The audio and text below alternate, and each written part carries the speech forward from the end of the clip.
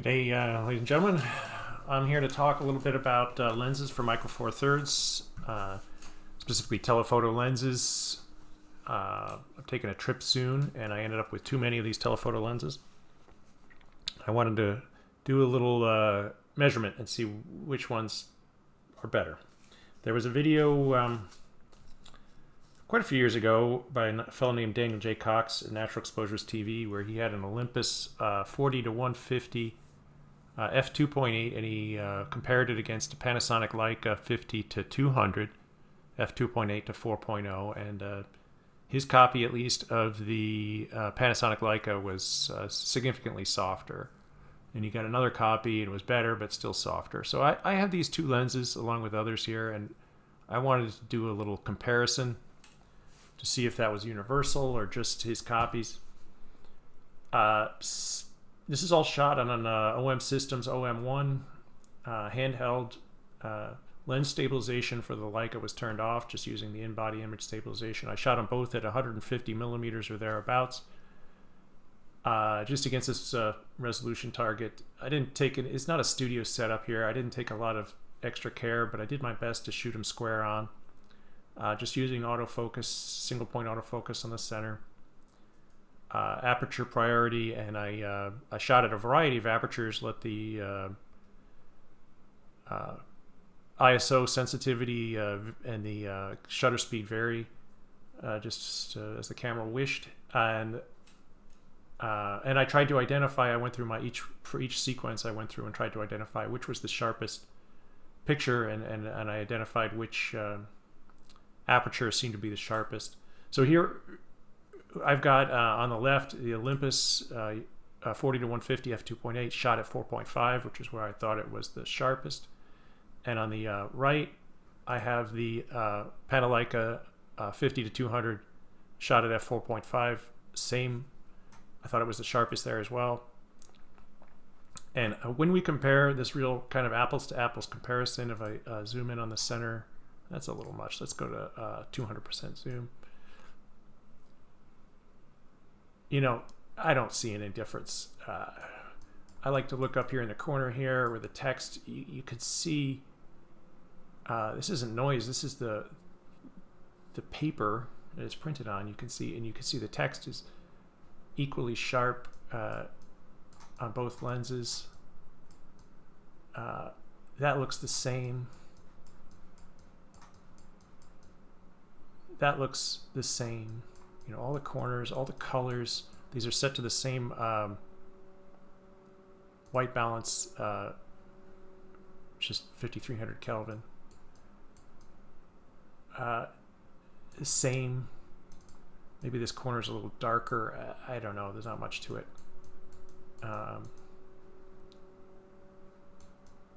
You're getting a little bit of there's some text and stuff printed on the back of this card, and you're seeing some of that. Because it is backlit. These images from these two lenses shot at the same focal length, at the same aperture, are the same. They're the same image. Now, of course, the Leica is a smaller lens that reaches further.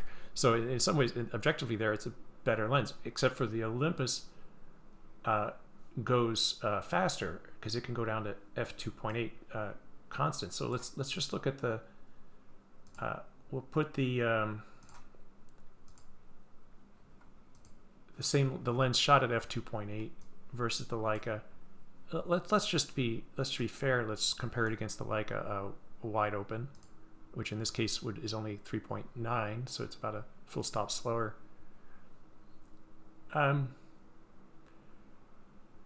Here I could see that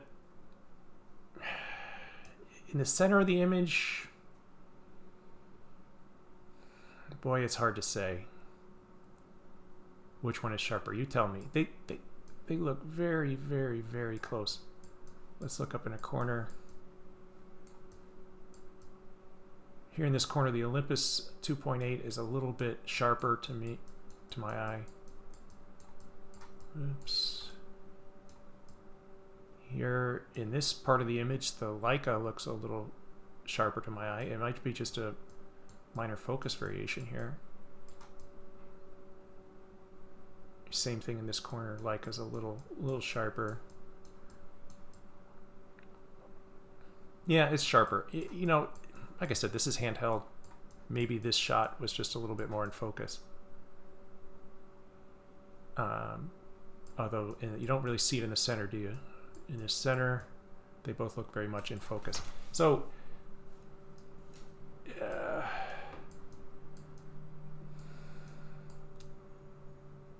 yeah, wide open, I'd say the Leica is slightly softer in the corners. And it's not as fast either. But if you stop it down a little bit, they look the same to me.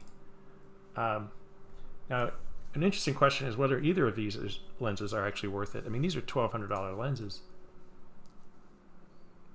What about if we compare some cheaper lenses, which I happen to have laying around? Let's look at. I'm going to leave the best Leica up on the right. That's the f4.5 Leica shot. And let's throw a cheapo lens into the mix. These pink images are taken with a Olympus travel zoom, cheap travel zoom, 14 to 150, f4 to f5.6.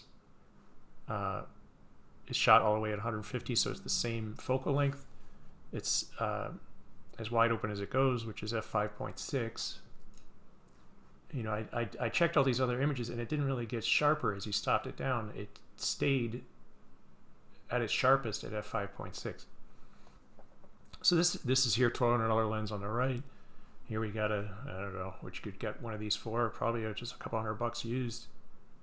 And let's see if they're sharp, if they're equally sharp. Well, obviously they're not going to be equally sharp. Are they going to be close? Well, let's see. Well, I can see the difference for sure. The Leica is sharper, absolutely. You can see it here, but we're pixel peeping. This is 200% zoom. Do a 1-to-1. Yeah, you could see it. This is crisper, right? This has got the blacks are blacker and the edges are crisper. This is kind of more muddled, a little more brown, but still pixel peeping. There you can see it, but this is not a bad lens, the one on the left here. It's perfectly adequate for social media, for printing out at reasonable sizes. These are very high-res images, 20 megapixel images, and we're looking at the pixel level, and we can see the difference. But when you zoom it out to, you know, from here I can't see the difference. Well, a little bit in the colors. These have the same white balance as a 5300 Kelvin, so there is whatever color differences you see are in the lens. You know, there's a reason the pro photographers don't use these super zooms. They use the $1,200 glass, but not a bad lens, really. Let's compare. Let's take another look at a different lens. Let's look. We're going to leave the Leica here on the right. Let's look at a real garbage lens, just for fun. This is a Tamron 16 to 300. This is a Canon mount that I've stuck on an adapter. It's an f3.5 to 6.3. I've shot it at 153 millimeters. This lens doesn't focus very well on this body, so this might be a little unfair to this lens. You know, I was hand holding and letting the autofocus do its thing, and I couldn't get it to really give me a sharp image at all, and it might have been the focus partly. Here we've shot it at f6.3, which is probably as good as you're going to get with this lens. And let's zoom in. Let's go right to 200%. Look at that garbage. That is no bueno. That you're going to see even in your vacation photos. Like I said, you know, this is adapted. The autofocus was hunting, but that's just to show you that there are differences in lenses. I wouldn't use this combo, this Tamron combo. That was just a failed experiment, a Canon Tamron super zoom on an Olympus. So let's get rid of that lens. That's no good. Let's look at a slightly more interesting lens. How about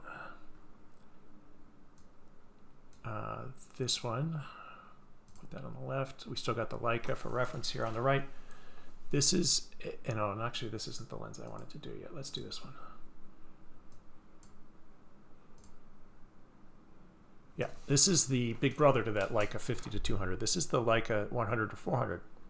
I've shot it at 150 millimeters. So we have apples to apples. I thought this lens was sharpest here at f5.6. So let's compare there. This is sharpest aperture of each one. And the Leica 50 to 200 is sharper than the 100 to 400 at 150 millimeters. It's just a sharper lens. That's all there is to it. But again, we're pixel peeping. You can see the difference here. This, I feel like I can resolve the lines right about to here. Just call that 740 on the scale there. And here on the left, I can resolve them at about 650. So again, that's the 100 to 400 on the left, the 50 to 200 on the right. Color-wise, the same, right? They both look good.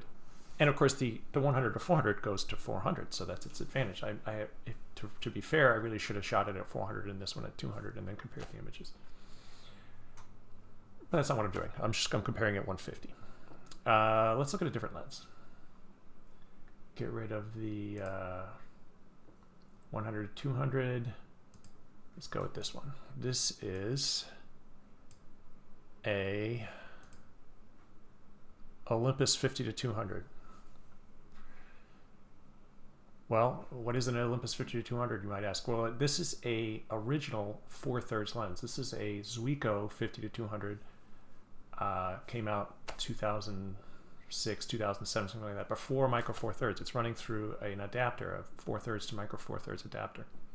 This is another adaptive lens. There's no optics in it. It's just kind of a spacer, because it's designed for the same sensor. This is a cheap option, really. You could pick these up for $200 or so on eBay. Pick up the adapter. You know, $40 for a cheap one, $100 for a nice one. Versus $1,200 lens. These are the same, ostensibly the same lens, right? 50 to 200. The Olympus is a little bigger. It's a little heavier. It's significantly slower to focus. It's noisier to focus. If you're doing video, you wouldn't want to use it. But it focuses snappy enough, and it's a wide lens. It's not showing on the EXIF data, but this is a 2.8 to 3.5. It's actually faster at the telephoto end than the Panasonic Leica is. Here I've shot it at f4. I thought that was where it was sharpest. Well, these aren't quite synced up. We'll put them together here. Look at that. Not much to it, is there? Right? Both pretty sharp. Okay, not much to it. I can say the Leica is sharper, right? You can see it here. I can kind of see the texture of the paper that this target is printed on, and I can't see it here. Or maybe it's just the printing, the texture of the printing. It's not noise. They're shot at pretty equivalent ISOs. This is the Leica is 1250 and the Olympus is 1250. So this is not camera noise that we're looking at. Or if there is noise in here, it's the same noise. This corner Leica is definitely a little sharper. So the Olympus 50 to 200 falling down just a little bit in the corners. How much you care about the corners? You know, this is a wildlife lens for most people. You know, are you shooting your wildlife up in the corner of your frame? Maybe you are. That's a good lens, right? For $200 versus $1,200, something to think about. I'm probably getting rid of it though anyway, because it's not what I want to travel with. I've saved kind of my most interesting lens for last. I remember my color coding here. No, that's not it. That's the yellow one. And that is, I'm going to again put the, make sure I got it correct here. So I got the Leica on the right. This is a Olympus Mzuiko 75 to 300 f4.8 to 6.7 2, as you can't quite see the 2 there. This is a travel lens. It's a relatively small, compact lens, relatively inexpensive. Pick one up off of eBay pretty cheap. Here I've shot it at f8, which is where I thought it was sharpest. Although it does pretty well wide open even, which I can show you here in a moment. Look at that. That's, here we're looking at a kind of a corner. It's sharp. It's real sharp. Let's look at the center here. Sharp. I mean, dead sharp. You know, I could see the Leica's a little sharper, but, and of course it's faster, right? I mean, the Leica here is shot at f3.9 and the Olympus is shot at f8, which means my ISO's bumped up to 4000. And it's just shot indoors, but with daylight, you know, shade. You know, outdoors, bright daylight, you know, they'd both be good. You know, you're going to run into a limitation of this lens if you're doing a lot of indoor shooting. But that's a good image, right? I mean, look at the corners here. Leica, again, a little sharper.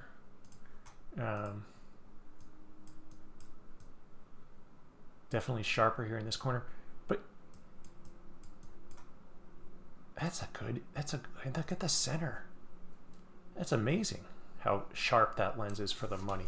It holds up really well against the Panasonic, the Leica lens. What about if we shoot that lens wide open? Let's put it here. I mean, it's not a big difference, 5.7.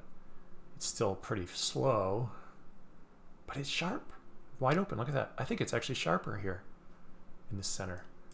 Not as sharp there, a little bit off center, but that is good. Very, very good.